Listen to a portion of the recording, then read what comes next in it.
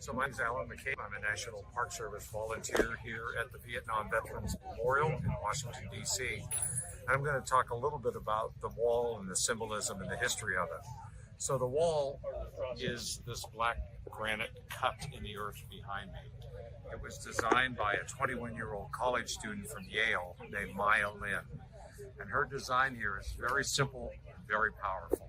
She took a field and said she envisioned a giant knife peeling the earth away in the front. What remains is the wound or cut or scar in America. So you literally walk into the ground, into the wound as you walk down into this valley. We're 10.5 feet below ground level.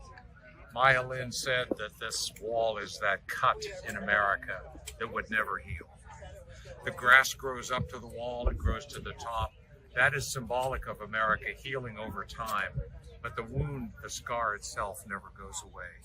She used black granite. Black is symbolic of the earth itself. Since we're in the earth, granite would separate the living from the dead. She said we could touch their names, but they would never again be on this side of the wall. And Maya Lin also knew something else about black granite. She knew that when you polish black granite, the surface of the wall becomes a mirror. And so as you're looking at a name on the wall, you're looking at yourself in that reflection. She points the western wall right at the Lincoln Memorial. The eastern wall points directly at the Washington Monument, symbolically cradling the memorial between two of our greatest presidents. Thank you, brother. It's an honor to be here. One of the requirements of this contest is to contain all of the names of the dead and the missing. Maya Lin could have done it by state, by branch of service, by rank. One of the frequently asked questions, why didn't she just do it alphabetically? And her answer was, she wasn't designing a telephone book. She was designing a memorial to tell the story of a journey. So the names are on the wall in the order that they died or went missing in action. And that's a very powerful way to list the names because it puts guys that fought together and died together always together on the wall. And it allows a veteran to come back to the memorial and find their own time, their own place in the journey. So if I know when a vet was in Vietnam, I can get him back to his tour of duty.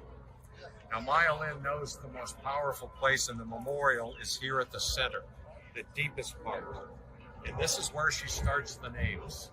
July 8th, 1959 is the start of the story. The names then read like a book, panel by panel, day by day, all in chronological order. It works its way out 29,000 names to the spring of 1968. It then picks up in the spring of 68, comes all the way back through 69, 70, 71, and it finally ends back at the center, May 15th, 1975. And this design brings the first and the last together.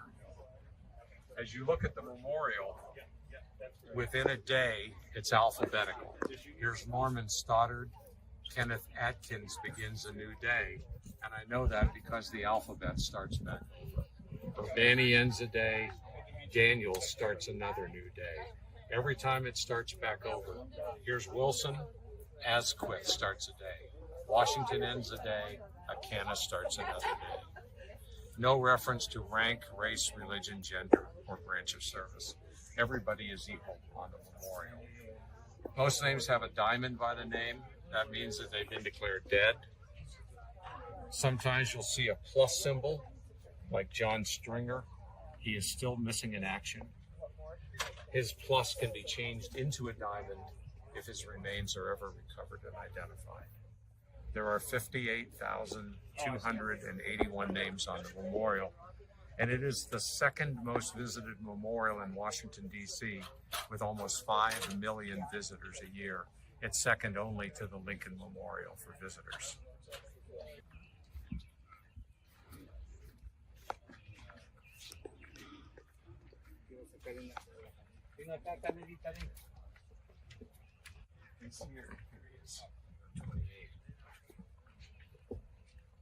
So everybody's equal on this wall, and most people walk by this name and have no idea who it is. His name is Martin Haynes.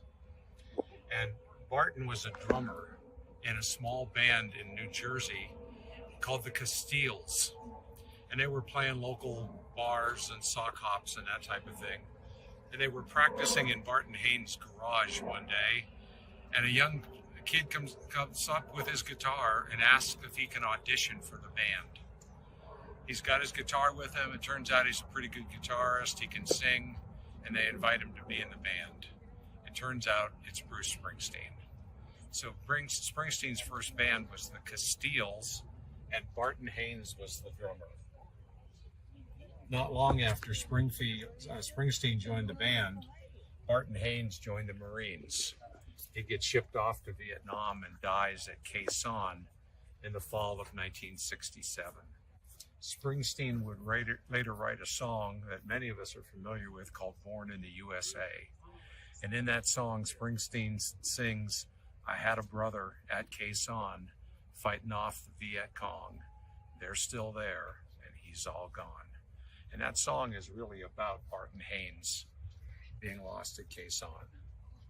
Just one of 58,281 names on the memorial.